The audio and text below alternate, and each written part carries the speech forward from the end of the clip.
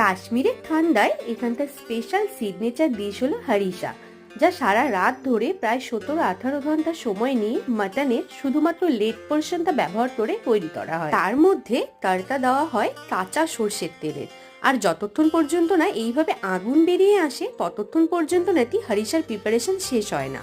প্রচন্ড শীতে শরীরকে গরম রাখতে সকাল সকাল কাশ্মীরিরা এই ডিশ খেয়ে থাকে। আর হারিসা সার্ভ করা হয় এই রুটিগুলোর সাথে, যেটাকে কাশ্মীরি ভাষায় দিরদা বলা হয়। একদম সকাল সকাল আমরা গিয়ে বসে পড়েছি হারিসা খেয়ে এই শীতে শরীরকে গরম করবার জন্য। এক প্লেট হারিসা আর দিরদা চলে এসেছে আমাদের সামনে, এবার টেস্ট করে দেখার পালা।